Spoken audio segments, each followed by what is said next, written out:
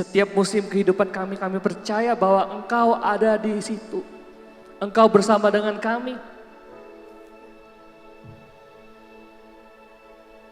Dan kami mensyukuri itu Bapa. Di awal tahun ini Tuhan, kami ingin membangun sebuah fondasi. Bersekutu kembali bersama dengan Engkau Tuhan. Di rumah ini Tuhan.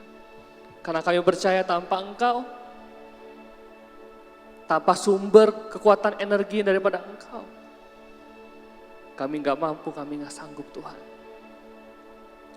Oleh karena itu Bapa, kami mendeklarasikan bahwa Engkaulah benar-benar sungguh hidup di dalam kami. Dan kami hidup di dalam Engkau Tuhan.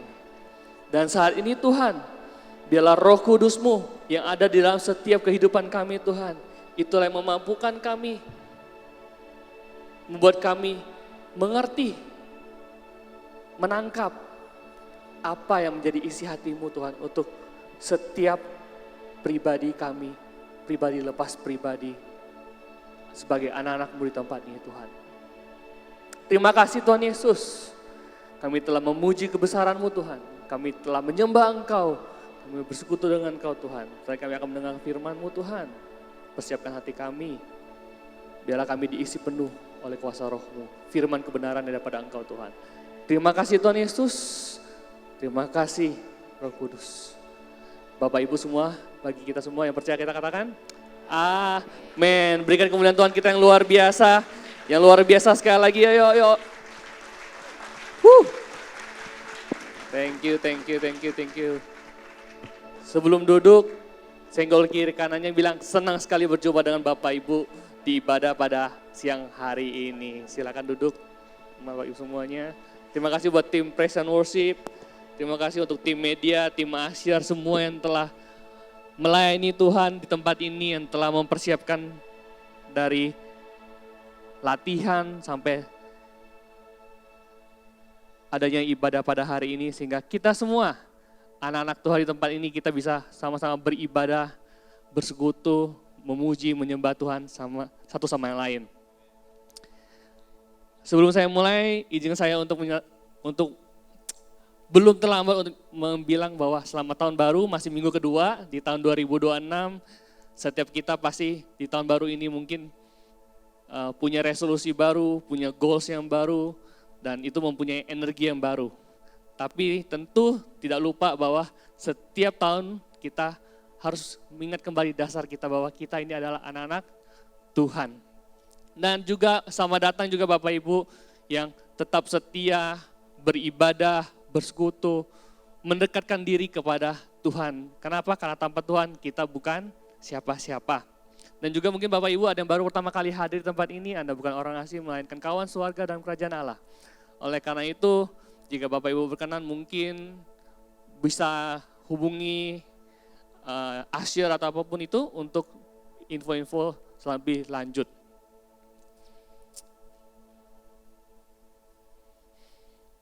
Tanpa panjang-panjang lebar, biasanya minggu kedua, minggu awal tahun tuh biasanya tuh sebenarnya masih jatahnya Pak Gembala. Karena ada doa urapan, karena baru minggu lalu. Tapi karena nanti sore ada KKR yang begini yang belum pernah kita lihat, Pak Gembala, Babe dapatkan suatu pesan dari Tuhan untuk membangkitkan suatu generasi yang baru. Untuk setiap kita dibangkitkan kembali. Tapi hari ini, siang hari ini izinkan saya untuk mengingatkan kembali, merimain untuk saya juga belajar juga dasar-dasar apa yang bisa kita pegang untuk menatap tahun ini, untuk menatap visi Tuhan yang telah Tuhan percayakan untuk gereja pada awal tahun ini. Oleh karena itu, tanpa berpanjang-panjang lebar, boleh slide-nya dikeluarin. Aku kasih judul khotbah sharing aku hari ini ada tentang The Home We Forgot We Had. Atau mungkin bahasa Indonesia kalau Bapak Ibu nggak paham, rumah yang kita miliki tapi kita lupakan. Bahasa Indonesia yang itu. Dan rumah yang saya maksud ini bukan tentang gedung gereja Bapak Ibu. Bukan tentang alamat di mana kita tinggal. Ini tentang posisi hati kita. Posisi hati kita di mana? Di dalam keluarga, di hadapan Tuhan juga. Nah, sebelum saya lanjut tentang menjelaskan rumah yang mungkin kita lupakan, setiap tahun ada satu hal yang tidak mungkin terelakkan, yang pasti terjadi setiap tahun. Nggak mungkin nggak terjadi selama kita hidup. Apa itu? Kita bertambah usia, betul?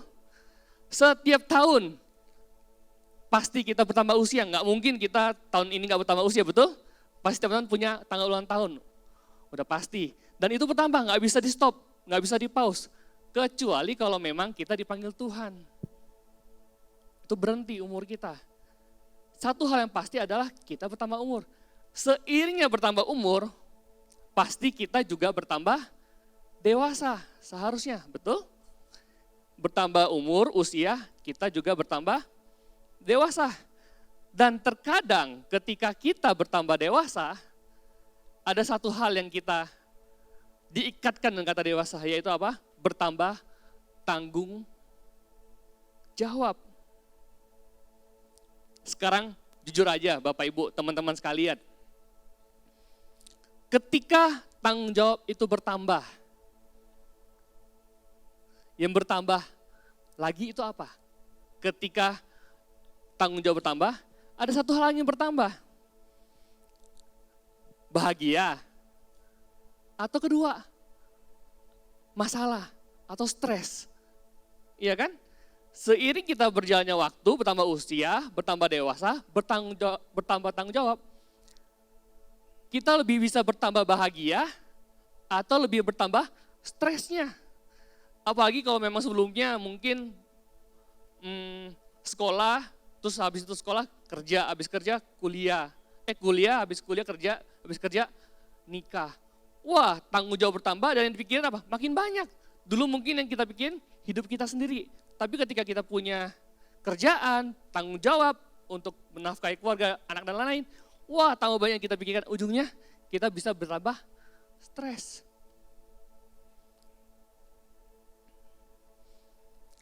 Ini kadang-kadang bertanggung jawab diri sendiri dan lain-lain. Bandingkan ketika kita masih anak-anak Bapak Ibu, teman-teman sekalian. Bayangkan ketika kita masih anak-anak, hidup kita sederhana kan? Bangun tidur, aku di rumah punya anak 5 tahun dan 2 tahun setengah. Setiap hari kegiatannya cuma bangun tidur, makan, kalau sekolah pergi sekolah, pulang sekolah main. Betul? Habis main, tidur siang, bangun lagi main bentar, mandi, makan, tidur lagi. Setiap hari itu, kerjanya setiap hari main aja. Apakah itu gak bahagia? Bahagia, gak perlu mikirin cari duit, dia tahu bapaknya, apa kok tahu bapaknya punya duit kan? Gak tahu, bapaknya juga stres juga cari duit kan? Yang tahu cuma main, pergi beli mainan, apapun itu. Dia gak ada mikir untuk cari duit atau apapun. Hidup terasa sederhana. Nggak ada tekanan untuk jadi siapa, itu mungkin orang tua kalau misalnya dari kecil nggak mungkin TK, ingat ya, besar harus jadi dokter, kalau nggak jadi dokter kamu bukan anak bapak. Nggak mungkin kayak gitu kan. Nggak punya tekanan. Nggak ada beban harus berhasil, nggak ada tuntutan harus kuat. Ketika masih anak-anak. Tahun lalu aku punya satu grup WhatsApp alumni sekolah dari TK, SMP, SMA. Jadi grup itu tuh selalu sepi, nggak pernah ada chat atau apapun itu. Tiba-tiba tahun lalu di awal tahun ya atau di pertengahan tahun muncul satu chat. Chat itu muncul kenapa?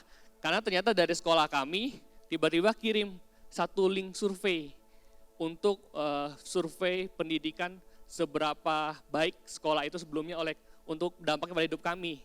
Jadi kayak kami disuruh survei, feedback ke sekolah itu. Nah, tapi ada satu pertanyaan yang menggelitik kami, yang buat kami itu lucu banget sehingga itu jadi bahan perbincangan di grup kami. Nah, pertanyaannya itu adalah pertanyaan ini, kalau bisa baca. Nah, ini pertama ya, Apakah Anda merasa bahwa pendidikan di TK telah mempersiapkan Anda dengan baik untuk jenjang pendidikan atau karir Anda? Bayangkan, survei bilangnya itu pertanyaan, apakah pendidikan TK? Terus di situ jawabnya apa? Anak TK mah mikirnya main pasir, ya kan? Anak TK nggak mungkin mikir tentang karir, pendidikan. Anak TK mah have fun, main sensori atau apapun itu. Sampai berlanjut lagi, pertanyaan macam apa ini dibilang di grup itu kan. Tuh kalau misalnya terus ada yang jawab, kalau saya TK disuruh mikir kehidupan saat ini, saya jadi anak TK yang gak berbahagia. Masih ingat siapa temannya TK aja udah syukur ya. Iya gak sih? Anak-anak TK kalau kita disuruh pikir yang lebih berat, gak sampai dia. Tapi coba pertanyaan yang sama. Pertanyaan sama, yang berbeda konteks, tapi ditanyakan kepada kita. Sekarang aku tanya Bapak Ibu, kalau saya bertanya kepada kita semua, berapa banyak sini yang bisa menggambar, angkat tangan? Seriusan, yang bisa gambar, angkat tangan? Nggak ada? Oke, yang bisa nyanyi, kok Gunawan bisa nyanyi aku tahu. Angkat tangan kan? Yang bisa nyanyi, nggak ada yang angkat tangan juga. Yang nari, ya dancer, nari, angkat tangan lah. Kan bisa nari kan? Gak mau angkat tangan. Yang bisa main drama. Gak ada yang angkat tangan. Tuh, pertanyaan simple. Tapi semua sini mungkin malu-malu kah? Takut lah, aku gak bisa gambar, aku gak bisa nyanyi, aku gak bisa nari. Pada gak mau semuanya. Apapun itu. Tapi coba pertanyaan yang sama, kita tanyakan di satu kelas full anak-anak TK. Apa yang terjadi? Oh, saya bisa gambar, saya bisa nari, saya bisa menari, saya bisa main drama, ya kan? Semua pengen, semuanya bisa. Kalau ditanyakan kepada anak TK, ditanyakan kepada orang dewasa, gak bisa. Aku gak bisa gambar, yang itu aja. Oh, aku gak bisa nari, udah umurnya udah ini, kasih anak-anak muda aja. Iya kan? Semakin kita dewasa, semakin kita menolak. Padahal kalau anak TK, semuanya bisa. Lalu aku mikir, apa yang sebenarnya berubah? Sebenarnya kita bisa sih gambar, bisa kita gambar, cuman gak bagus aja kan. Ada yang mungkin lukisnya bagus, ada yang gak bagus. Kita nari bisa gak? Nari juga bisa, nyanyi bisa, bisa. Cuma antara bagus atau enggak, bagus. Tapi ternyata apa yang berubah? Ternyata seiringnya waktu, kita bertambah usia, kita akan mulai berhenti bermain. Kita akan berhenti belajar hal baru, berhenti menyanyi dan menari. Kenapa? Karena kita sudah disibukkan oleh namanya tanggung jawab, responsibility. Sehingga kita yang penting apa? Survive. Yang penting ya hidup aku enjoy, cari nafkah, cari duit, ya kan? Sehingga kita berhenti mencoba hal yang baru. Yang berubah adalah kita juga hidup dengan sebuah aturan jadinya. Kita hidup dengan boleh dan enggak boleh. Aman atau beresiko. Pantas atau tidak pantas. Dan ini enggak salah. Kalau anak kecil, mereka enggak tahu apa itu aturan. Yang penting mereka mau fun, bermain. Ya kan? Mesti ada orang tua yang mengarahkan. Tapi karena seiring waktu kita arahkan, apalagi kalau misalnya anaknya itu aktif banget, akhirnya kita kasih hukuman kalau dia terlalu aktif, kasih dia ancaman. Ujungnya jadi takut untuk mencoba hal yang baru, sehingga kita makin dewasa, akhirnya mereka berhenti mencoba karena takut kan. Takut salah, takut dimarahin, takut apapun itu. Sehingga mereka hidup oleh aturan sama seperti kita sekarang. Dan itu nggak salah. Inilah cara bertahan hidup di dunia. Kita hidup oleh aturan. Kalau kita nggak hidup oleh contoh paling simpel. Kalau kita lagi naik mobil, ada lampu merah, kita nggak hidup dengan aturan, ditabrak kita, betul? Aturan untuk menjaga hidup kita. Nggak salah dengan namanya aturan. Yang salah, the problem, masalahnya adalah ketika kita bawa cara hidup aturan ini ke dalam hubungan kita dengan Tuhan. Kalau nggak doa dihukum, doa jadi kewajiban. Ibadah jadi rutinitas. Karena sudah tiap hari Minggu, ibadah, hari libur, kita beribadah di hari Minggu.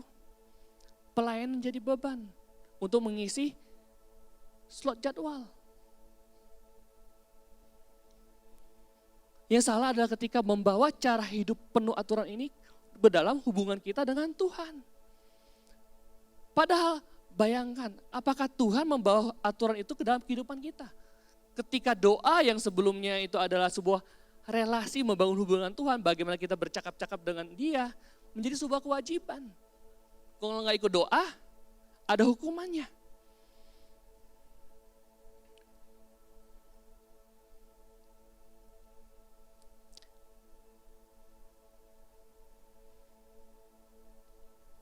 Nggak ada yang salah. Tapi kita jadi nggak bebas. Bayangkan kalau misalnya anak kita hanya baik kepada kita karena sebuah aturan. Karena dia takut aja dihukum, jadi dia baik sama kita. Di depan, wih luar biasa baiknya. Teman-teman semua luar biasa baiknya. Tapi di belakang, memberontak, ngebohong, dan lain-lain. Karena takut, nggak ada rasa aman di rumah.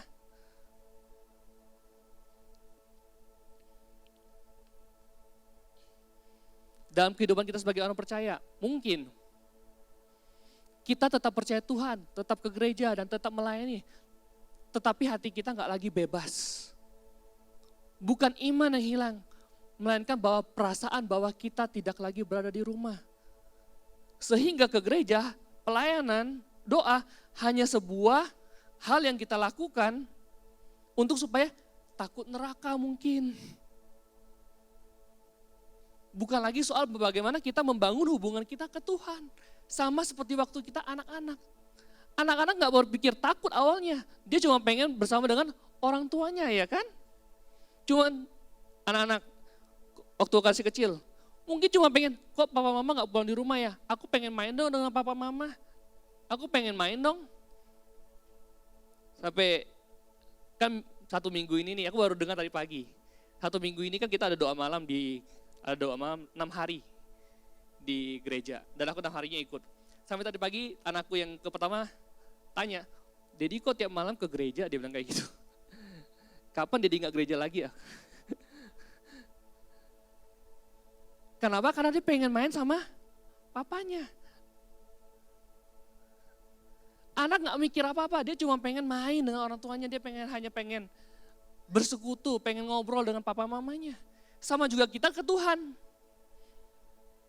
Kapan terakhir kali kita berdoa, melayani hanya, ya aku cuma pengen ngomong sama Tuhan, pengen sharing sama Tuhan. Bukan soal aku pengen berkat ke Tuhan.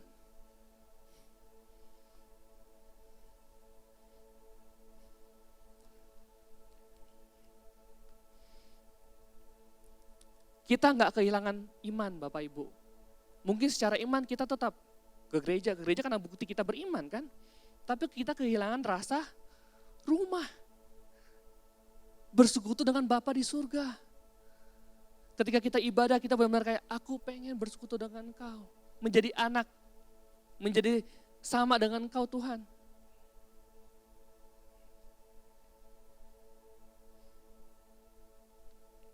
Dan Tuhan Yesus di firman Tuhan juga mengadres persoalan ini. Ketika Tuhan Yesus waktu itu sedang berbicara di Bait Allah, di Yohanes 8 Tuhan Yesus berbicara seperti ini. Sesungguhnya setiap orang yang berbuat dosa, di Yohanes 8, adalah hamba dosa. Hamba tetap tinggal di dalam rumah, tetapi anak tetap tinggal di dalam rumah. Dan konteksnya pada waktu itu adalah Yesus sedang ngomong ini kepada orang-orang yang percaya kepadanya. Kenapa? Karena waktu itu dia ngomongnya di Bait Allah. Jadi dia di situ berbicara kepada orang percaya, orang Yahudi yang sudah mengikut dia, orang-orang Farisi, orang-orang yang secara religius, secara agamawi sangat taat. mereka religius, mereka taat, mereka bangga dengan identitas rohaninya. Yesus sedang berbicara kepada orang-orang seperti itu.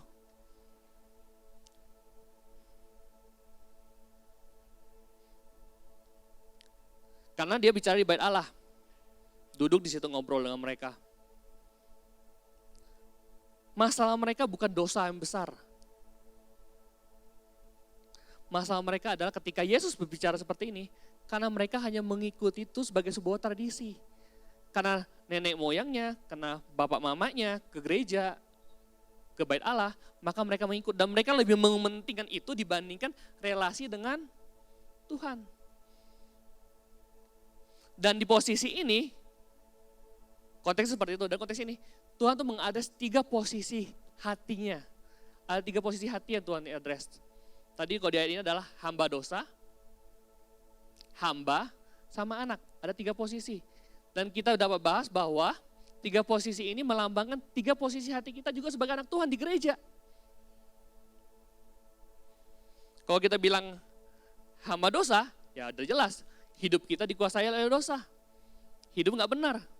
Selalu melakukan kesalahan. Selalu membenarkan diri sendiri. Itulah hamba dosa. Ada hamba. Orang yang bekerja di rumah. Tapi hidup dengan rasa takut. Yang ketiga, anak. Yang tinggal di rumah. Yang aman. Yang hidup dan berelasi dengan Tuhan. Dan itulah Tuhan yang mau seperti itu. Kadang-kadang kita di gereja bisa juga menjadi ketiga posisi hati ini. Ke gereja, beribadah, tapi kita posisi hati kita seperti gak benar, melakukan kesalahan. Atau juga di posisi hamba, kita ke gereja hanya dalam posisi aturan, tadi balik lagi kan. Hanya posisi rutinitas. Aku melayani karena ada jadwal. Aku ke gereja karena aku Kristen. Kan hamba seperti itu. Tapi kalau anak, posisi hati beda. Aku gereja karena aku ingin membangun dengan Tuhan. Karena aku ingin mendengar apa yang menjadi isi hati Tuhan. Karena aku ingin dibentuk, karena aku ingin diajar, aku ingin menjadi serupa dengan Tuhan. Posisi kita sebagai anak. Karena anak itu tinggal. Kalau hamba, takut dipecat, takut dimarah, nggak ada aman.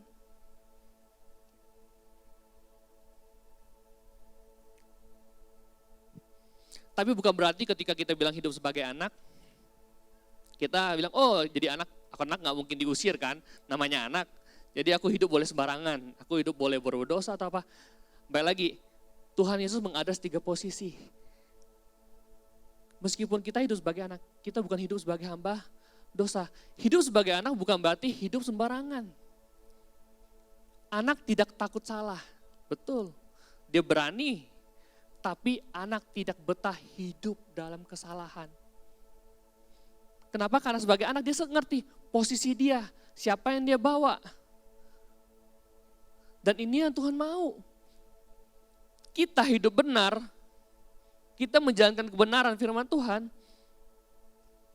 bukan karena bukan takut neraka atau apapun itu. Tapi karena kita pengen bersekutu dengan Tuhan, bersama dengan Bapa. Bukan soal tempat, tapi bagaimana kita hubungan dia dengan Tuhan. Jadi ketika kita salah, bukan berarti kayak kita salah kita bukan berarti kayak, aku salah aku bakal masuk neraka, enggak. Oh aku salah, aku gak bisa lagi ketemu dengan Bapakku di surga. Kenapa? Karena Tuhan gak suka dengan kesalahan. Tuhan gak suka dengan dosa. Kita mau bertobat bukan karena, aku kayaknya gak bisa ke surga, bukan soal tempat. Tapi bagaimana aku pengen dengan Bapak, bersekutu dengan dia, berelasi dengan dia. Itulah posisi kita sebagai anak di tempat ini. Dan masalahnya mungkin ketika kita dewasa, ketika kita mungkin tadi menganggap ini sebagai suatu aturan. Mungkin masalah bukan kita kurang rohani ketika kita mungkin tadi melalaikan semua itu. Tapi kita dewasa tapi lupa hidup sebagai anak-anak Tuhan. Anak-anak Yesus yang datang bersekutu dengan dia dengan sadar. Kalau kata gembala minggu lalu, sadar pulang ke rumah Bapak. Bahwa kita ini adalah anak dia meskipun kita mungkin ada berkesalahan atau apapun itu. Ada Tuhan yang tetap datang mengambil kita. anak yang mempunyai hubungan dengan Bapa di surga. Yang ketika kita pergi doa, bukan karena takut dan lain hal, tapi karena memang itulah tanggung jawab kita setiap hari berhubungan dengan Tuhan. Sama seperti tadi aku ceritakan anakku, tiap hari pengen mainnya sama bapaknya, pengen main sama orang tuanya, ya kan? Sama, emang. Terus kalau misalnya anak kita udah dewasa, aku sering ngomong, Jess jangan makin cepat, jangan cepat besar lah. Kenapa? Kalau cepat besar kan ujung-ujungnya kan ya hidup sendiri gitu kan. Nah, Bapak kita di surga, Tuhan Yesus sama. Meskipun mungkin umur kita udah 30, 40, 50, 60, 70, kita tetap dilihat Tuhan sebagai anak. Anak yang mau, dia selalu pengen kita tuh kayak, sama kalau kita, mungkin Bapak Ibu kalau punya anak paham lah ya. Kalau misalnya anaknya apalagi udah dewasa, udah kuliah di luar, ya kan. Mungkin anaknya cuma satunya keluar, ada dua, satunya keluar di luar, satu lagi dari mana gitu kan. Cuma berdua di rumah, pasti rumah jadi sepi. Pengennya apa? Terus pengennya pasti telepon setiap hari, pengen ngobrol, ya kan. Sama, Bapak kita di surga juga sama, dia pengen kita ngobrol sama dia. Masalahnya, kalau anak kayak kita, contoh ketika udah keluar dari rumah, hal-hal dunia itu pasti datang kan. Tadi udah dewasa, ada tugas kuliah lah, ada apa ini itulah. Sehingga kita lupa kalau ada bapak di rumah, sehingga kita lupa telepon. Tapi orang tua selalu ingat kan, aduh kok aku gak ditelepon sama anak aku ya. Pasti gitu. Nah itulah hubungan yang Tuhan mau dalam kehidupan kita. Hubungan bapak sebagai anak, anak sebagai bapak, anak ke bapak. Sama seperti hubungan orang tua kepada anak. Kita kalau kita punya anak. Kadang-kadang masalahnya bukan kita kurang rohani ketika kita gak doa mungkin. Tapi karena kita lupa hidup sebagai anak, lupa hubungi orang tua. Lupa kita doa sama Tuhan.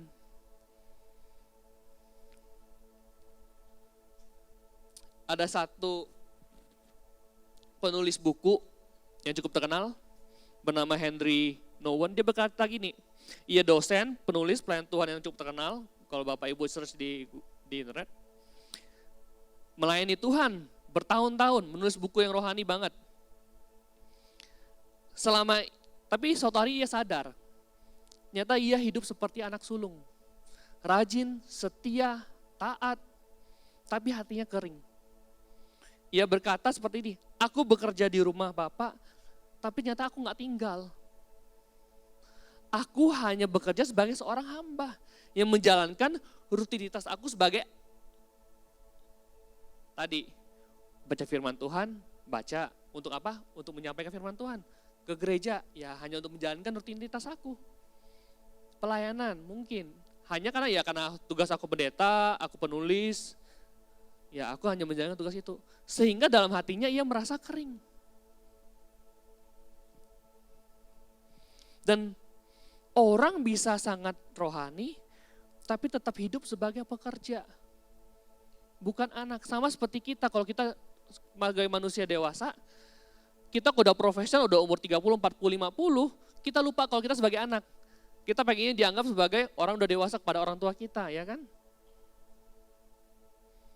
Padahal di mata orang tua, kita selamanya jadi anak bagi mereka. Tapi kita profesional. Tapi ujungnya karena kita gak mendapatkan sumber dari Tuhan, maka hidup kita jadi kering. Dan kabar baiknya adalah, Yesus berkata seperti ini ketika kita bilang, Tuhan aku pengen balik kepada Engkau. Rumah itu gak pernah pergi Bapak Ibu teman-teman semuanya. Karena kita adalah anak, kembalilah tinggal. Kalau minggu lalu Bapak bilang, ketika kita mungkin udah mendapatkan berkat dunia ini, kita malah melalaikan, gak mengerjakan tanggung jawab kita sebagai anak Tuhan, mengelola berkat itu, kita menjadi anak yang terhilang. Habis harta kita. Tapi karena dia tahu dirinya sebagai anak, dia balik ke Tuhan. The home was never gone. Rumah itu gak pernah hilang. Rumah itu selalu ada. Hanya mungkin kita melupakan. Aku sering bilang, coba ingat kembali kasih mula-mulanya. Ingat ketika Bapak Ibu masih kecil, masih baby. Ketika kalau nggak mungkin kita nggak mungkin jadi anak kecil lagi. Tapi bagaimana kalau kita jadi baby rohani, kalau zaman bahasa rohaninya. Baru pertama kali mengenal Tuhan, baru pertama kali nggak ada apa-apa, tapi Tuhan begitu sayang sama kita, tiba-tiba kita dikasih kelimpahan, kasih kemurahan hati, berkat. Perasaan itu mungkin hilang. Sama juga sama anak kadang-kadang. Mungkin awalnya cuma cukup main sama kita, tapi ketika kita mungkin sering beliin dia HP, kita beliin dia mainan, sekarang kasih dia HP, dia lebih sayang sama HP-nya dengan kita. Sehingga di rumah lebih sering main HP dibandingkan main sama kita. Tuhan juga sama, Tuhan bisa kasih berkat kepada kehidupan kita. Tapi kita lebih fokus kepada yang kasih berkat atau yang berkatnya. Sama Bapak Ibu. Rumah gak pernah hilang. Mungkin hanya kita lupa untuk kembali bersekutu dengan Tuhan. Untuk kembali bersekutu dengan Bapa. Bangun kembali hubungan dengan Dia. Bangunlah rumah itu.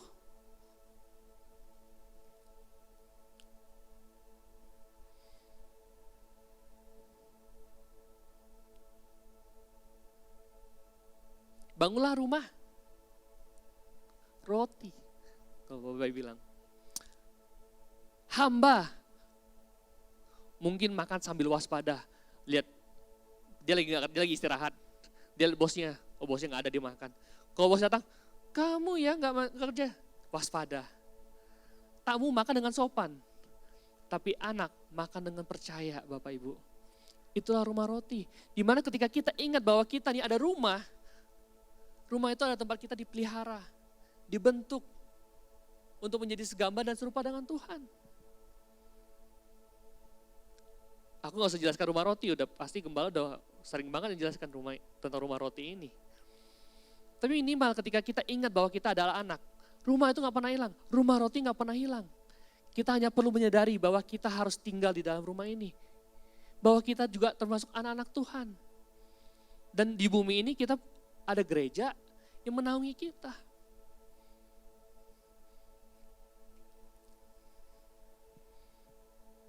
Balik ke rumah. Ingat, sadar bahwa kita ini masih adalah anak. Relasi dengan Tuhan bukanlah suatu kewajiban. Tapi kesadaran kita sebagai sebuah anak. Yang ingin bersekutu dengan Dia. Beda banget ketika kalau misalnya kita doa. Percaya dengan Tuhan, dengan doa. Percaya dengan apa yang kita mau, Bapak Ibu. Doa yang kalau anak-anak, kita nggak usah ngomong doa. Namanya anak-anak, Bapak Ibu kalau udah punya anak, karena memang ini konteksnya udah dewasa semua. Kalau punya anak, kalau misalnya yang masih anak juga bisa sih pikir seperti kayak bayangin.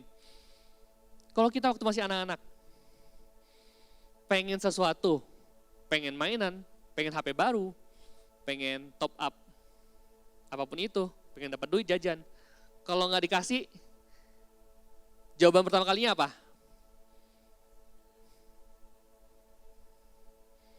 Sama, ketika kita doa sama Tuhan, dan yang kita doakan sama. Kita doa, Tuhan berkati aku. Tuhan, aku pengen ini. Dan nggak dijawab. Apa yang kita tanya? Apa yang kita katakan? Tapi doa dengan sikap anak yang percaya dengan Tuhan itu beda. Boleh tim PW naik? Doa, hidup sebagai anak yang percaya Yesus sebagai Bapa, beda. Bedanya apa? Ketika kita percaya sebagai anak, kita punya hubungan baik dengan Tuhan. Ketika kita minta, "Pak, aku minta ini dong." Papa mungkin bilang, "Nanti ya, pasti Papa beliin." Ketika kita percaya dengan omongan dia, pasti apa? Kita menunggu. Ataupun kalau kita percaya kalau dia melakukan yang terbaik, ya mungkin yang kita minta kurang berkenan, belum cukup umurnya mungkin, belum saatnya. Iya kan? Tapi kita percaya bahwa yang dia lakukan adalah yang terbaik. Sesuai dengan kebutuhan kita, sesuai dengan yang kita mampu. Sama juga seperti Bapa kita di sorga. hidup kita sebagai anak ketika kita minta sesuatu dengan Tuhan, Tuhan lebih sanggup melihat sesuai dengan yang kita perlukan, yang kita bisa kelola, yang kita perlukan lah. Karena Tuhan adalah Maha Pengasih. Dan ketika kita nggak salah minta sama Tuhan, ngomong sama Tuhan nggak salah. Tadi problemnya adalah tadi, Tuhan, hubungan tadi kalau misalnya hubungan itu hanya hubungan hamba, kalau hamba apa? Aku kerja, aku udah melayani Tuhan, aku minta apa? Upah. Tuhan, bukankah aku udah selesai. Tapi hubungan sebagai anak, kita percaya, aku menjalankan tugas aku sebagai anak yang baik, belajar, bertekun, menjalani kehidupan ini, ketika Tuhan, aku mungkin butuh ini, tenang, aku akan menyediakan bagimu. Percaya sama dia. Itulah hubungan Bapa dengan anak. Mungkin belum saatnya. Tapi ketika kita percaya dengan kuasa Tuhan, dengan kasih-Nya, itu yang membuat kita bertahan sebagai anak.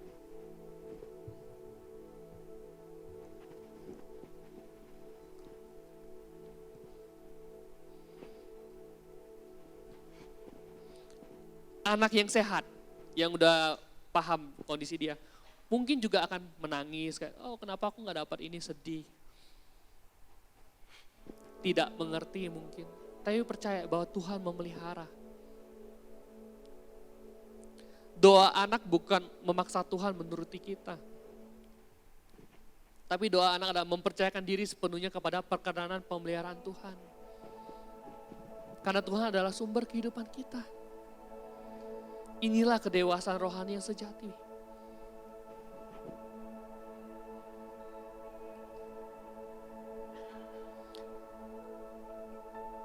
Mungkin kita tidak pernah meninggalkan Tuhan.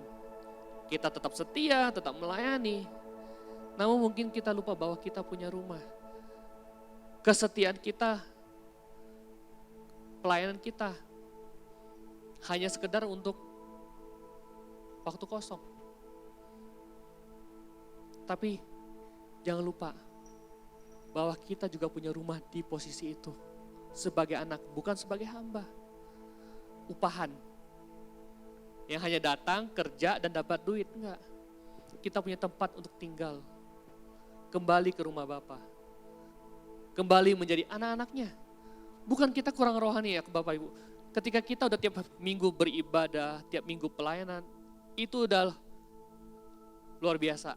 Bukan kurang rohani, tapi mungkin lupa bahwa kita adalah anak-anak Tuhan.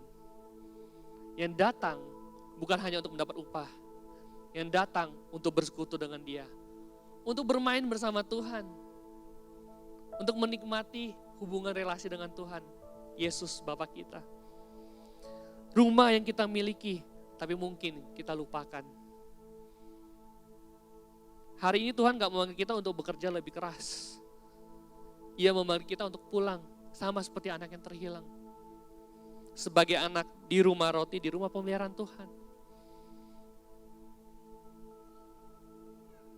Ketika ada suatu seruan, ada KKR, kebaktian kebawahan nih. Itu adalah satu tujuannya, adalah supaya kita membawa kembali ke rumah Tuhan. Masuk lebih dalam lagi hubungan dengan Tuhan. Dan ketika kita dekat dengan Tuhan, kita jadi mengerti apa yang menjadi kehendak Tuhan dalam hidup kita. Isi hati Tuhan dalam kehidupan kita. Gak mungkin Tuhan diam. Pasti Tuhan akan berbicara. Berdoa ke Tuhan, dekatkan diri Tuhan. Bukan hanya sekedar kita give and take. Kasih, tabur tuai. Atau sekedar memberi, aku dapat. No. Ini bagaimana menjalankan misi Tuhan. Bagaimana Tuhan dari kitab Kejadian sampai Wahyu adalah tentang menyelesaikan apa yang menjadi mandatnya Dia. Supaya setiap orang yang hidup di muka bumi ini di bawah perkenanan Tuhan. Percaya kepada Tuhan, mengalami hubungan dengan Tuhan.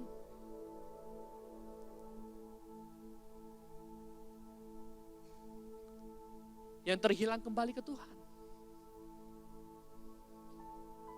Oleh karena itu Bapak Ibu,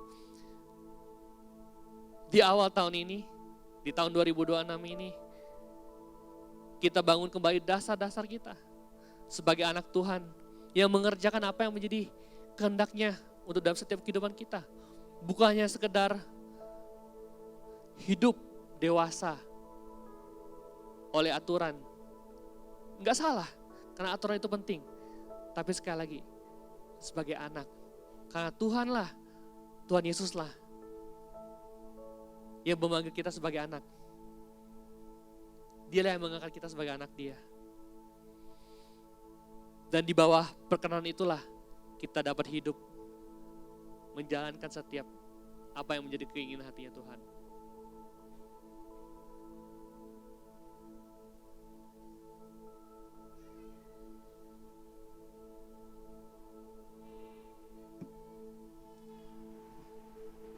Mari kita satukan hati kita, ingat kembali bahwa satu-satunya jalan, satu-satunya nama pribadi, yaitu Yesus, yang seharusnya menjadi pusat kehidupan kita. Hidup sebagai anak-anaknya. Hanya itu yang Tuhan Yesus mau.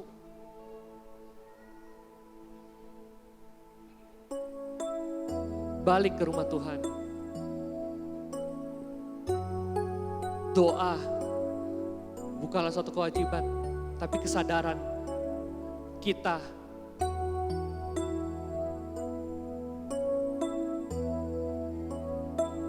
untuk mengenal Dia, berbicara dengan Dia, mendapatkan energi yang baru daripada Tuhan.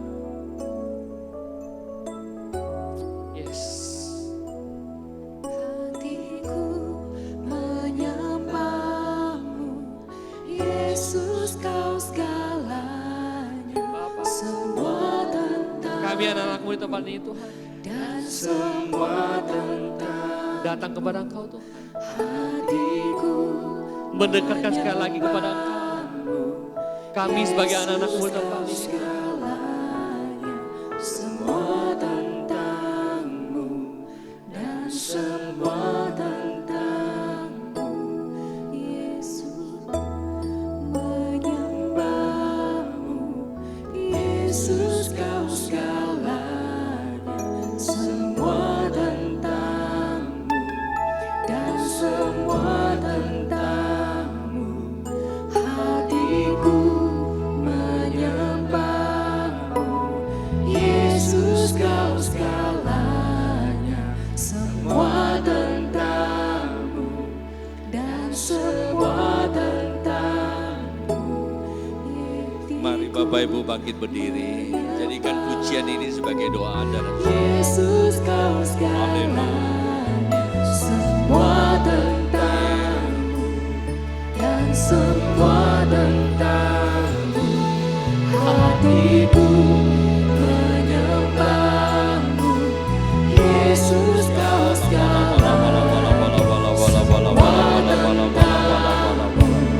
Dan semua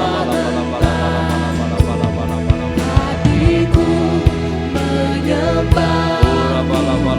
Yesus kau segalanya. Semua tentangmu dan semua tentangmu. Hatiku menyembahmu. Yesus kau segalanya.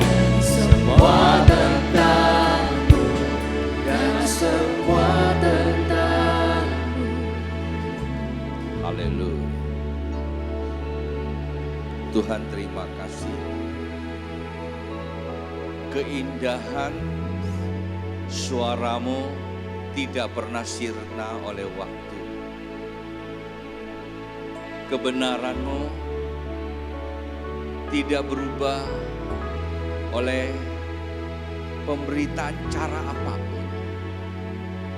Kuasa kasih-Mu tetap nyata, dulu, sekarang, dan akan datang. Itulah sebabnya kami bangga punya Tuhan. Kami syukuri karena kami masih bisa dengar suara. kami bisa menikmati suasana kehadiran. Di dalam nama Tuhan Yesus. Amin. Silakan duduk kembali Bapak Ibu. Firman Tuhan yang luar biasa. Bapak Ibu, ada kalimat yang luar biasa yang menarik buat kita semua. Kembali ke rumah Tuhan. Dari hari sebulan yang lalu saya sharekan teman tim saya. Ya tentu dengan anak-anak, tim para penatua ketemu di warung kopi, saya sharing terus. Betapa pentingnya. Diawali pertanyaan yang diajukan oleh Yusa kepada saya. Pak, fokus tahun 2028 apa, 25, 26 apa? Awalnya saya bilang tiang awan, tiang api saja. Tuhan tegur saya. Saya berdoa, Tuhan, apa yang sesungguhnya engkau ingin bangun, yang ingin kau kerjakan, bangun rumahku. Saya buat catatan, saya kirim ke Yusa, tolong direnungkan, berikan catatan kembali kepada Bapak. Di saat waktu kita hari Natal, Tuhan ingetin saya, sepanjang malam saya susah tidur dan nyenyak. Rupanya Tuhan ingin bicara tentang rumah Tuhan. Waktu Natal Tuhan katakan Bethlehem, rumah roti. Lalu ada yang tanya pada saya, apa itu rumah? Sebetulnya rumah itu hanya satu, komitmen. Kalau rumah inti, saya, David, Elvan, Yusa, Esi, itu ada komitmen kelahiran, nggak bisa dipungkiri ya. Bagaimanapun ada orang Jojo bilang, ya kan, to ti lai tok menteng cuy. Artinya pisau yang tajam tidak bisa potong air. Nah itulah komitmen keluarga inti. Tapi Tuhan pakai ini sebagai gambaran kehidupan. Kalau Anda tanya saya, apa itu rumah? Ya komitmen. Di mana ada komitmen, di situ kamu bisa sehati.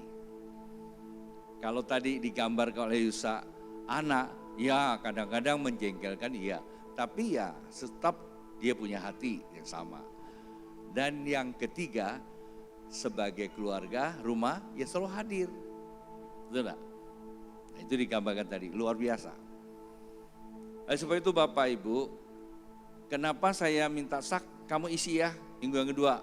Yusa bilang sama saya, kan Papa biasa isi minggu kedua juga ada urapan awal tahun. Iya, Papa lagi dapat urapan yang baru untuk generasi hidup baru. Ya. Jadi minggu lalu saya membagikan tentang membangun kembali ke rumah Tuhan. Setelah itu kita akan maju kepada sebuah generasi hidup baru. Bapak ambil sore, kamu pagi, saya bilang. Saya terus menginstal orang-orang yang memahami, menangkap visi Tuhan di awal-awal ini.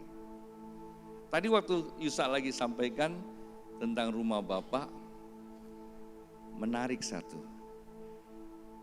Bapak kalau Anda pengen tahu rumah Tuhan, ya itu ada di bumi. Tapi bagus tadi temanya, rumah yang dilupakan. Ayo Bapak kasih satu rumah yang baru, rumah di surga.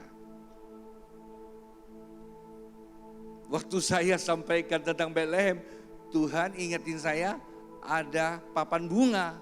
Rupanya ini saya baru tahu. Kalau kita tidak suka rumah di bumi, siap-siap terima rumah di surga. Benar. Oh, rupanya Tuhan ingatin kita betapa pentingnya kita di rumah di bumi supaya menjadi generasi berikutnya. Kita lagi menyelidiki, kita lagi pelajari, saya sudah bagikan bahwa rumah Tuhan itu gambaran Bethlehem adalah Naomi membawa balik Ruth. Nah itu generasi baru. Boleh bilang sama samping kiri kananmu, jadilah Ruth di masa yang akan datang. Karena dunia sedang butuhkan apa? Sedang butuhkan Kristus. Tahun lalu saya diundang ke Balikpapan, lalu kami ke IKN, ngobrol dengan ketua sinode, Bapak Rubin, ngobrol sama saya panjang lebar. Lalu satu kalimat dia bilang sama saya, Pak Tony, tahu nggak? Hari-hari ini ada kegerakan luar biasa pekerjaan Tuhan. Di mana-mana orang bisa lihat Kristus. Udah pernah dengar belum? Belum. Nyaris kami di Pontianak nggak dengar. Lalu dia bilang, saya kasih kamu videonya. Waktu saya buka, saya kaget. Di mana tempat itu? Tempat itu yang sekarang sedang mengalami sebuah kondisi kebalikan. Waktu Tuhan kasih saya lihat tentang papan bunga, Tuhan bilang sama saya, sama kita, akan ada kejatuhan beberapa petinggi-petinggi. Tentu saya tidak akan sampaikan di mana terjadi kegerakan karena ini siaran langsung. Satu hari bisa ribuan orang bertobat. Satu hari loh. Dalam satu tahun itu udah jutaan orang dibaptis. Dan daerah itu yang sangat amat keras. Perlawanan kekristenan. Dan hari ini Tuhan sedang memperlihatkan kegerakan generasi baru mengubah kehidupan akan datang.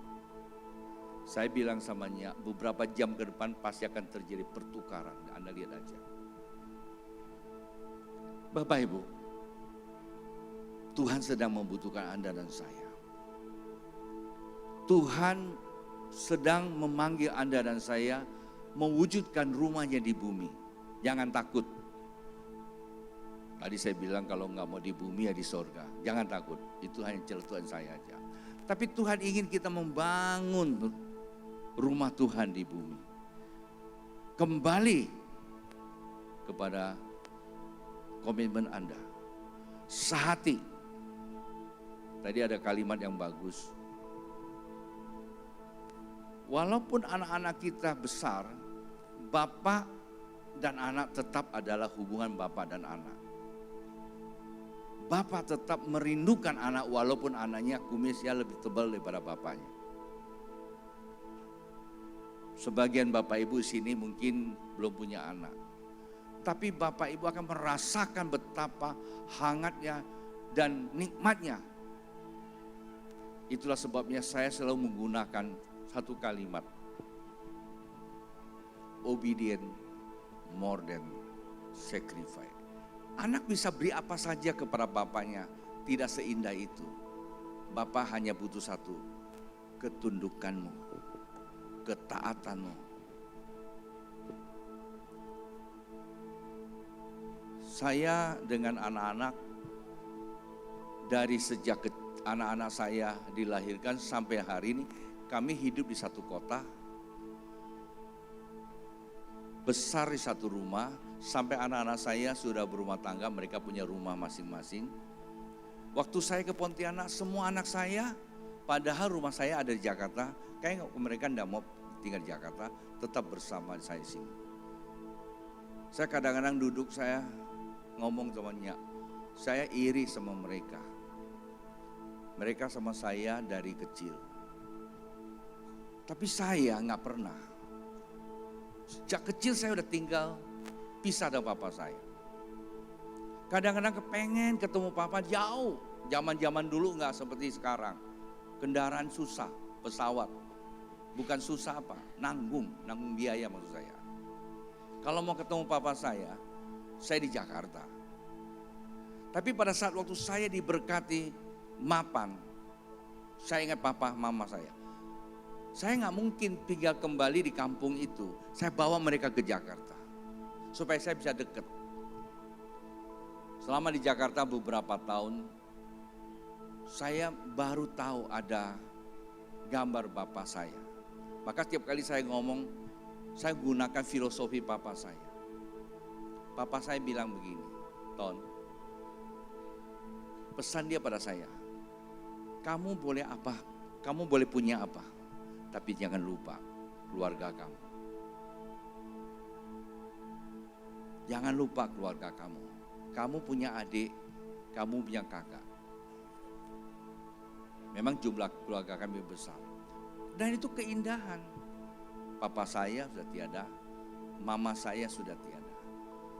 Bapak Ibu, ketika kita mempunyai hubungan keindahan dengan orang tua, kita bisa merasakan. Salah satu contoh,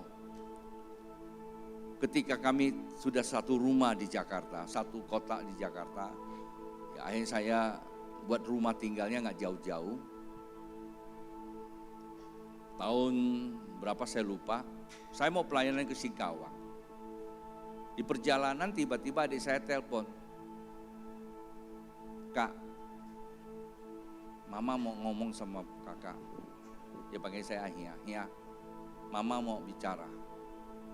Oke, terus saya tanya, "Ada apa, Ma?" "Kamu kemana?" Saya bilang, "Saya mau ke Singkawang, ada pelayanan." "Ada apa, Ma?" "Oh, nggak apa-apa kalau gitu." Dia tutup teleponnya. Sebentar aja saya tahu apa yang akan terjadi.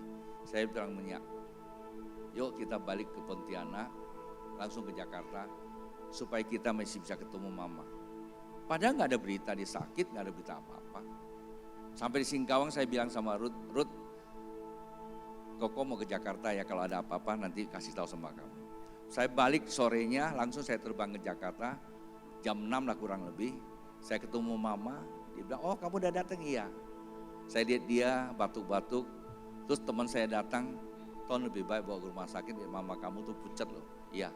Kami bawa dia ke rumah sakit. Sampai rumah sakit diperiksa sama dokter.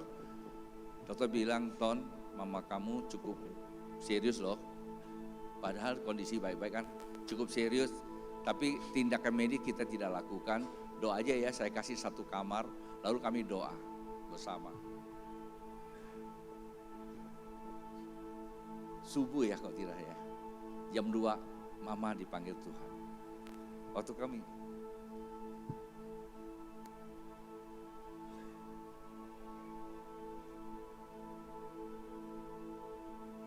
nyanyikan satu lagu, "Bersama malaikat di surga." Mama saya senyum, tiba-tiba berhenti. Itulah rumah Tuhan. Kalau Anda bisa buat papa mamamu tersenyum sebelum dia meninggal, apalagi kalau kita pernah membuat dia terpaksa keluar air mata, sebelum dia tutup mata, buat dia tersenyum kembali. Dan itu rumah Tuhan. Dan masa depan kita generasi penakluk, generasi penuntas, generasi yang menyatakan kerajaan Allah. Bapak Ibu, konsep hidup demikian sudah hilang dari gereja, hilang dari kehidupan kita. Dunia membawa kita kepada kemapanan, kemewahan, lupa siapa kita. Kita anak, walaupun kita ini presiden, walaupun kita punya uang, kita anak karena kita punya Bapa. Mari kita datang kepada Bapa. Tetapi Bapa kita mungkin sudah pulang ke sorga, tapi kita punya Bapa, yaitu gereja di mana kita disatukan. Percayalah, saat waktu kita menyadari bahwa gereja itu adalah rumah Tuhan, di situ kita mendapat energi baru, mendapatkan spirit yang baru. Sederhana tapi bisa bermanfaat. Karena saya bukan pengkhotbahnya, saya akan berdoa jikalau Bapak Ibu yang mungkin minggu lalu tidak hadir, ingatin saya terus. Doain ya mereka yang tidak hadir. Saya bilang sebetulnya nanti sore ada ibadah, urapan saya lebih khusus buat sore punya. Tapi untuk doa, sisa yang kemarin saya masih mau doakan. Jikalau Bapak Ibu memang ingin didoakan, Bapak Ibu boleh maju ke depan. Atau mungkin Bapak Ibu berkata, ya saya akan datang sore nanti. Saya kira saya juga support. Tuhan memberkati, mari bangkit berdiri sekaligus saya akan doa tutup. Kalau Bapak Ibu ingin didoakan. Haleluya. Haleluya. Haleluya. Yesus. Uria rabasakata karaya rabasikiata karaya ramasanta. Urabasakala yalaha wala seketa karaya ramasikia. Uria rabasakata karaya nalahalayala wasikata karaya rama. Urabasakata karaya rabasikata karaya. Hinalala wasakata karaya rabasikata kara. Hinalala wasakata karaya rabasakata karaya. Haleluya. Haleluya. Haleluya. Uria rabasikia raba. Uria basakata karaya ramasikata karaya raba. Uria ramasikia ramasikata karaya ramasakata karaya ramasikarya. Uria rabasikaraya. Haleluya. Buat Anda yang ada di depan yang ingin didoakan, saya hanya mau sampaikan satu hal. Keberadaan gereja itu karena kehendak kebenaran. Hukum yang tak dapat dibantah. Gereja. Fungsi dari bergereja adalah sebagai alatnya Tuhan memberitakan kebenaran kepada Bapak Ibu. Jikalau Bapak Ibu terbuka pikiran apa yang disampaikan, sesungguhnya Bapak Ibu sedang berhubungan dengan Tuhan itu sendiri. Peran gereja sebatas alat. Peran hatimu adalah penentu apa yang kau dapatkan. Gereja di tempat ini Tuhan beri kesempatan untuk menjadi fasilitator, membawa Bapak Ibu mengalami perdamaian, menerima impartasi. Itulah sebabnya awal tahun Tuhan urapi saya untuk membawa Anda, selebihnya Anda bersama dengan Tuhan. Karena kami hanya sebagai alat membawa Anda ke pintu. Tapi itu masuk di dalam adalah imanmu bersama dengan Tuhan. Jangan sia-siakan. Jangan lupakan. Apapun yang kita buat, landasannya adalah salib dengan darahnya. Apa yang kita lakukan bukan sebuah ritual agama. Bukan ritual yang kita boleh atau tidak boleh, suka atau tidak suka. Tapi sebuah tindakan iman kita. Tuhan mau kita ngalami perjanjiannya. Dan berikutnya Bapak Ibu yang hidupi dan untuk menyatakan kerajaan Allah di dalam kehidupan. Saya terus berdoa, waktu yang tepat buat saya mengoleskan minyak buat Bapak Ibu. Mulai berdoa dengan hati, buka pikiranmu. Firman Tuhan selalu datang pada kita. Mari kepadaku yang letih lesu dan yang berbeban berat. Aku Bapakmu di sorga ingin memberikan kelegaan kepadamu. Belajarlah kepadaku sebab aku Bapakmu lemah lembut. Pikul kuk yang akan kupasang kepadamu. Kuk yang kupasang ringan dan nyaman. Terus pikirkan, terbuka, bilang dari hati, Bapak, aku ya anakmu. Seperti anak yang terhilang minggu lalu saya sampaikan. Aku telah berdosa kepada Bapa dan surga. Jadikan aku anak. Sadar, di rumah Bapa ada perlindungan. Di rumah Bapa ada pemulihan. Kita dipulihkan sebagai status anak. Mewarisi perjanjiannya yang diwariskan kepada Abraham. Apapun alasannya kehidupan kita ini hari-hari ini. Ada banyak cerita dengan penafsiran masing-masing. Tapi fakta sejarah memperlihatkan kepada kita apa yang sedang terjadi di Timur Tengah. Itu menceritakan kehidupan kekristenan. Barang siapa yang menghalang-halangi pekerjaan Tuhan, Barang siapa yang mencibir-bibir pekerjaan Tuhan, dia akan tanggung resikonya.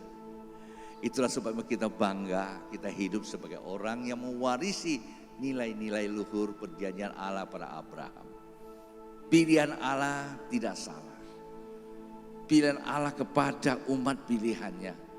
Sehingga oleh karena Kristus yang mati di atas kayu salib, Ia telah mengalahkan semua penghalang hidup kita yang akan menghancurkan masa depan kita. Telah dikalahkan dengan jalan Dia menyalibkan diri. Dengan pertaruhan Dia curahkan darahnya. Dari penderitaan berubah menjadi kasih yang mengalir. Sehingga setiap orang yang menerima kemenangan oleh karena darah Kristus, dari hatinya mengalir kasih. Mengalir kasih. Mengalir kasih. Sehingga oleh kasih itulah kita memperoleh karunia untuk membangun kehidupan, untuk menjadi berkat.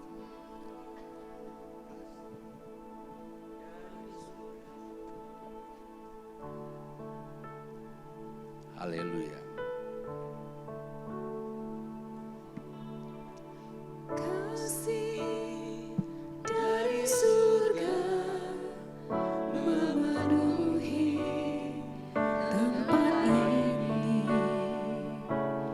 Kasih dari Bapa surgawi. Dari hati yang dalam. Kasih dari Yesus mengalir di hatiku, membuat damai di hidupku.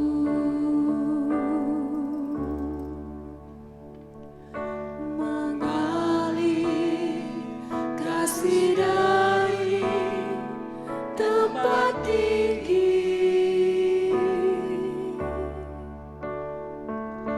mengalir kasih dari tata Allah Bapa, mengalir, mengalir, mengalir dan mengalir, mengalir memenuhi hidupku.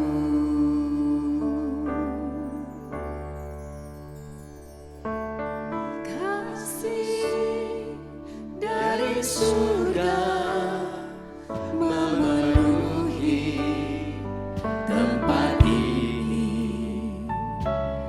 Kasih dari Bapa surgawi.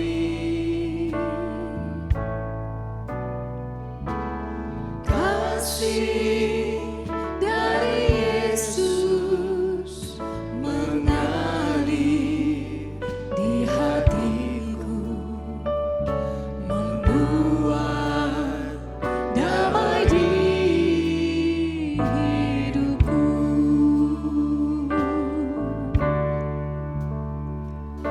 Mengalir kasih dari tempat tinggi, mengalir kasih dari tata Allah Bapa, mengalir, mengalir, mengalir dan mengalir, mengalir memenuhi hidupku. Mainkan pujian dia. Bapa, urapan-Mu atas hamba-Mu untuk mengimpartasikan urapan di awal tahun 2026. Supaya setiap pribadi kembali kepada rumah Bapa, Bethlehem, rumah roti. Di dalamnya ada komitmen, di dalamnya ada kesehatian, di dalamnya ada kehadiran. Sehingga Yesus Kristus sendiri adalah roti yang hidup. Itulah sebabnya Bapa, hari ini mereka hadir. Mereka butuhkan Engkau. Mereka butuhkan Engkau. Perjamuan kudusnya. Roti, anggur.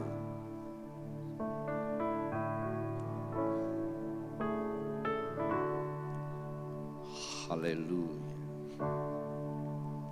Shalabashikala yalawala.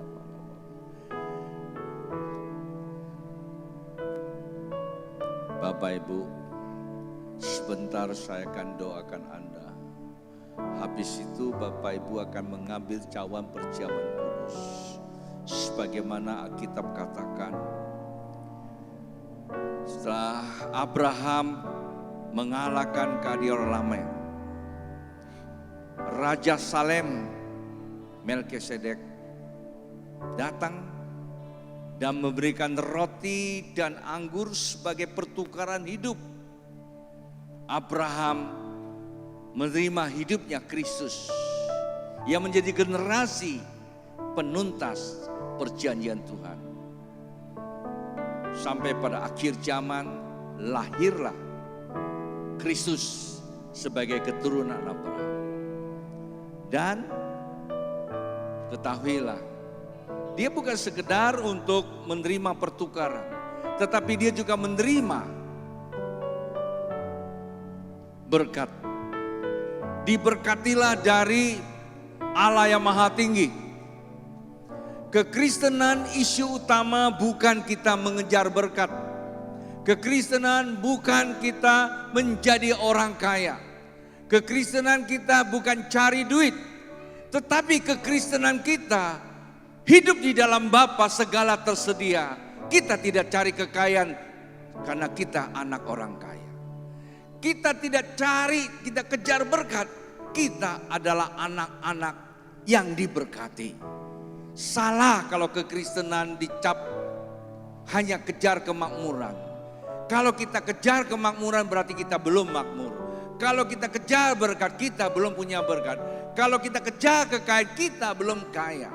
Tetapi orang Kristen sesungguhnya dia adalah anak Allah. Apa yang tidak ada pada Allah, semua ada. Kata kitab, apa yang kupunya adalah engkau punya. Hari ini Bapak Ibu, gereja ini tidak mengajarkan kemakmuran. Tapi gereja ini adalah gerejanya Tuhan. Gereja ini tidak mengajarkan kekayaan. Gereja ini tidak membawa Anda untuk mencari kekayaan. Tapi gereja ini adalah gereja Tuhan. Karena Tuhan kita adalah Tuhan yang kaya, Tuhan yang sehat, Tuhan yang kuat, Tuhan yang mulia. Saya tidak punya bahasa yang paling tepat, tapi itu yang datang kepada Anda. Dan sekarang Bapak, anak-anakmu datang di hadapan. Karena anak-anakmu menyadari mereka menang karena engkau telah memberikan kemenangan di atas kayu salib. Sehingga mereka akan menerima pertukaran hidup, yaitu roti dan anggur. Merupakan darah dan tubuhmu sendiri. Ketika mereka mengangkat roti, sebenarnya mereka sedang mengangkat tubuhmu sendiri. Sebagaimana Abraham menerima dari Melkisedek.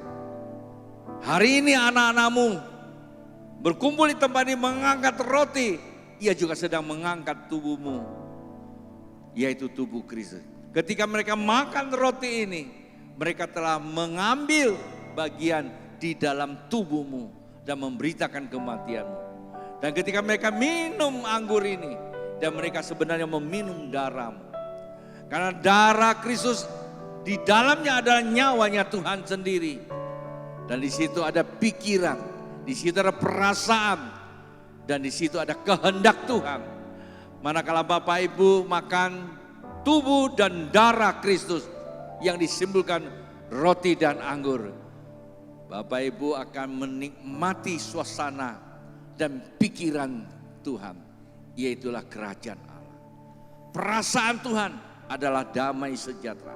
Tindakan Tuhan menyatakan kerajaannya di tengah kehidupan. Bersama saya katakan, angkat roti ini. Tuhan Yesus, terima kasih buat tubuhmu yang kau serahkan bagi aku.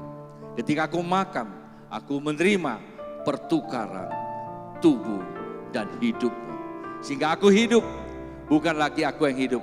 Engkau Tuhan yang hidup di dalam aku. Yang ku hidupi di dalam daging, hidup oleh iman kepada Kristus. Terima kasih Bapa, terima kasih Tuhan, terima kasih Roh Kudus. Mari makan itu rotinya. Haleluya. Setelah itu Anda boleh angkat cawan yang berisikan anggur. Kalau sudah siap bersama saya katakan, Tuhan Yesus, terima kasih buat darah-Mu yang ditumpahkan sebagai bagian menebus saya dari dosa. Menempatkan saya dalam hidup yang baru dengan pikiran yang baru, perasaan yang baru, tindakan yang baru. Di dalam nama Yesus, mari minum bersama.